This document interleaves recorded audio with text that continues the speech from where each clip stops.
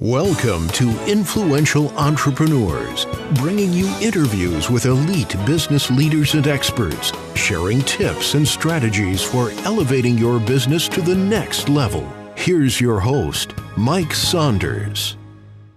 Hello and welcome to this episode of Influential Entrepreneurs. This is Mike Saunders, the Authority Positioning Coach. Today we have with us Courtney DeRonde, who is a CPA and managing partner of TDT CPAs and Advisors. Courtney, welcome to the program. Thanks for having me, Mike. Glad to be here. Well, being a CPA and all these initials and TDT and oh my word! So you've got to have a pronunciation exercise there all the time, huh? Yes, definitely. We didn't pick the easiest letters. Yeah, really. Well, give us obviously being a CPA, accounting and finance and money. We get the picture there, but give us a little bit of background on your entrepreneurial journey. What led you then to found your firm? Yeah, so I am managing partner of our firm. It was actually founded back in the 1970s. So I didn't found the firm, but I have been able to develop my career here and be part of taking a mature business and creating a new vision for how do we remain relevant going forward. So a little bit different in that I didn't found the firm, but have certainly been part of creating a business unit within the firm, and then now in overall firm leadership. So our primary focus is serving small and medium-sized businesses and nonprofit organizations. And so my firsthand experience as a small business owner myself, leading the firm and being a partner, owner, shareholder of the firm, I totally get what it is like to run and scale a small business, and specifically take a mature business and be entrepreneurial with it. You have to, when you get to this maturity stage, you have to either prepare to transition on, to sell or merge in with somebody else, or kind of evolve back to startup and growth stage and reinvent yourself. And that's what we chose to do. We want to remain independent, wanted to clarify our vision, and really hone in on how can we build on the success of the mature business, but change and evolve and remain relevant to our clients going forward. And I think that should be a lesson moving forward to every single company you ever work with and work for, because never is there a formula that goes, aha, here it is, now let's kick back and just enjoy the fruit of our labor. It always is iteration and tweaking and fine-tuning and learning, and you never should feel like you've arrived. So to me, that sounds like part of a recipe for success. Yeah, I think that's a great point, Mike.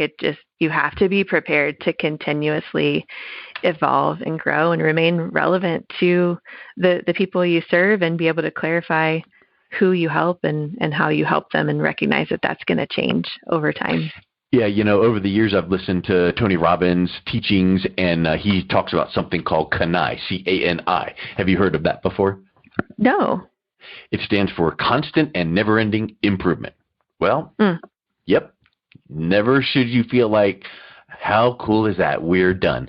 And if you do start to feel like that, start looking over your shoulder. And I would venture to say that I literally hung up moments ago with someone that I interviewed on my podcast about a month ago, and we just reconnected because we just hit it off so well. But this person literally moved on from his company. He sold it. He had a succession plan in place, left it in wonderful shape, and in fact, probably left it better than when he started, kind of a thing. But anyway, the point is, he now is at a point of his career where he's giving back and serving, many industries. And I think that's the mindset that maybe if you start noticing, I'm done with constant and never-ending improvement in the business. Let's go ahead and bring someone in. I'm going to go and be the figurehead 2 mornings a week and just still be part of it. Or maybe I need to move on. So what is it that you find that you're working with your clients most, maybe not succession planning, but when you come in and they bring you on board, what is the focus that they, that pain point that they have that you're focusing on first? Yeah, so it does depend on the stage of business. Like you said, we do a lot of succession planning with businesses that are at that stage or business owners that are at that stage.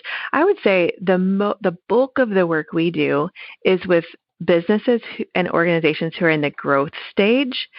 So they've made it past startup. They figured out, what it is they do and how they help and how to market it. They found their customers, and then they're experiencing this growth, and they start to feel like that kind of scrappy, figure everything out on my own mode that I did in startup, which was necessary, to do that, is no longer serving me. And there's got to be a better way.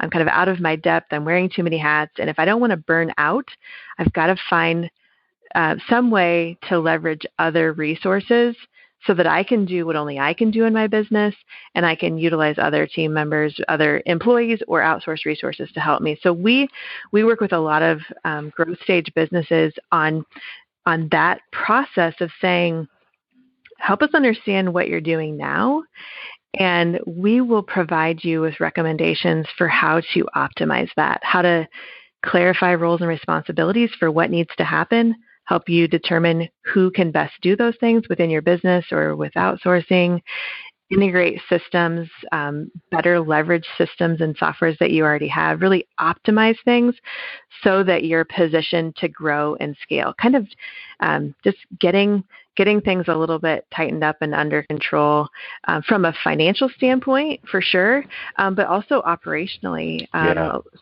So that's typically the primary way. Like I said, we do work with lots of businesses at different stages and sizes, but that's probably what we see the most frequently. And I think some of it's because that market of privately owned, small, medium-sized growth stage businesses, sometimes they kind of fall in the cracks of where larger CPA firms, there may be that firm is too big for them, and then the other end of the spectrum, maybe a tax preparer or a bookkeeper isn't really robust enough for them. Right. And so we recognized that need several years ago and started positioning ourselves to really fill that gap.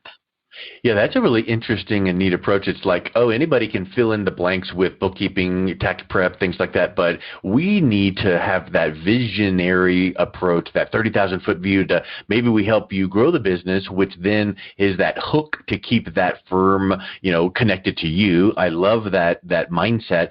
And it makes me think this, I can almost envision you meeting with a new company on an onboarding orientation and going, okay, well, tell us about this area in your business. How are you doing there? Oh, it's awesome. Okay, good. And move on. Well, hold on. This particular area, define awesome, and let's dive in. And I wonder if you ever uncover areas of a business's operation that you go, hold on, you just said it's awesome, but we just discussed this and this and this and this and this that ain't so awesome. So their impression is, it's fine. But then when you say, do you ever have this issue or that issue, you uncover opportunities, not problems. And I can't believe how bad you guys are, but opportunities to improve because of blind spots. Yes, absolutely. That's exactly right. And I think a lot of people recognize the symptoms, but not the underlying causes. Yeah. And so the way we approach it through that, kind of discovery, like you described, of, going through facilitated sessions and surveys and discussions with different members of their team, we're really getting an outside perspective and from multiple people, from multiple vantage points, and we can start to see and help them dig into some of these underlying opportunities or issues or challenges that they're facing. Sometimes there's minor tweaks. Sometimes there's, big changes that are needed. But a lot of times business owners in this growth stage are spending all their time fighting fires. They're just running around dealing with whatever problem pops up, and they don't have time to dig into the underlying issues that are causing these fires so they can start preventing them. And so that's something that we help them do.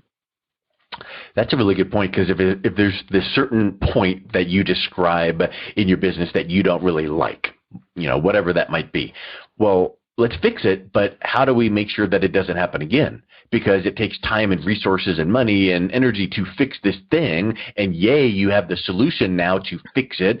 But why does it ever need to come up in the first place? Whatever that might be. And there could be in HR, it could be in marketing, or it doesn't matter. But I think that when you take that approach, that is kind of like an enlightening way to look at the business, because now we have a system in place to now circumvent and prevent. Mm-hmm.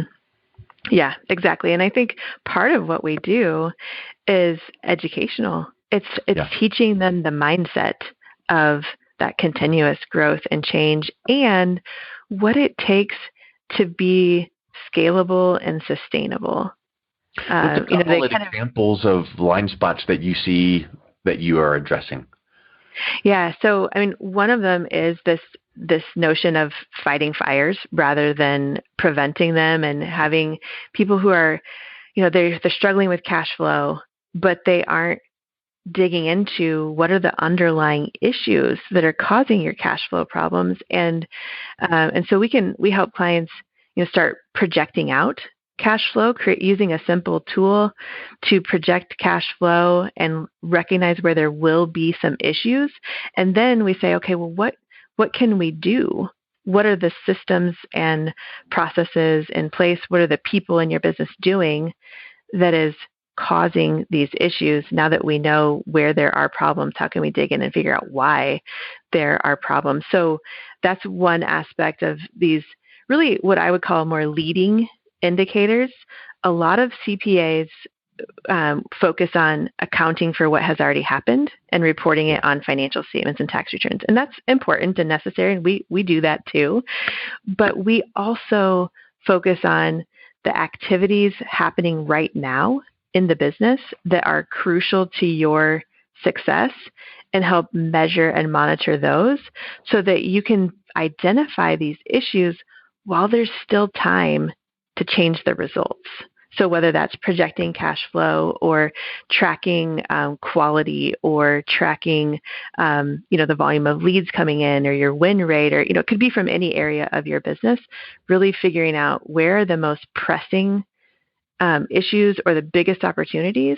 Let's think about the activities that happen around that right now, and how can we measure and monitor that, and then start reporting on that through, dashboards and scorecards to give visibility around those activities while you still have a chance to fix it. So that's one example where the blind spot is, I'm spending all my time fighting fires instead of preventing them, and you've got to get into the underlying activities and start measuring and monitoring that, not just the historical financial info. And I think the struggle could be that someone would say to you, yeah, but that's fine that we need to put processes in place to prevent that, but the fire is raging right now. I got to put it out. And where am I going to find the time and resources to both put it out and figure out how to prevent it at the same exact time? So is that more of like a time management or resource management, where you say, okay, you as the CEO, you need to make sure of this, and then let's bring in one of your VPs to now put this in place? Because I think that, nobody of your clients would ever say, I've got so much free time, just tell me what to do. Yes, exactly. So a couple ways that we help with that. One is, part of our facilitated discussion is not just identifying the issues, but it's prioritizing them. Yeah. So of all these different opportunities and issues, what is crucial? What is acute? What is urgent? And let's get priority around that. Then the next step is, to your point, how do we address this? What resources do you have internally? Sometimes our clients have the resources, they just needed the clarity and the priority around it. But a lot of the time, they need some assistance. And so we help clients with actual implementation, compared to, a lot of consultants will tell you what the problem is and give you some, instruction about what to do, and then leave you to your own devices to do it yourself. We go beyond that. We have relationships with our clients where we want them to actually execute on this stuff. So we provide temporary CFO services. We provide ongoing CFO services. We provide ongoing accounting and controller services, provide project-based work. So we help them determine, what resources do you have available, and how can we help? And sometimes it's how can we connect you in with somebody else who we know who is best positioned to help with this? How can we make introductions and connections for you? So it's really about first understanding the issues, then prioritizing them, and then creating an actual execution strategy that oftentimes we are part of, but we don't have to be. But a lot of times we are part of that. I think that sometimes people would think, well, that thing that you showed me how to do, that was pretty simple. But the mindset is, well, it's whatever is simple and easy to do is simple and easy not to do. So sometimes you need that outside perspective, that easy plan, and then that accountability to make sure it gets done. Yes. Yeah. A lot of things are, come down to simple routines and disciplines that you all know you're going to do and that you hold each other accountable for doing. Like you said, I think that's a great way of saying it, Mike, that things that are easy to do are easy to not do as well.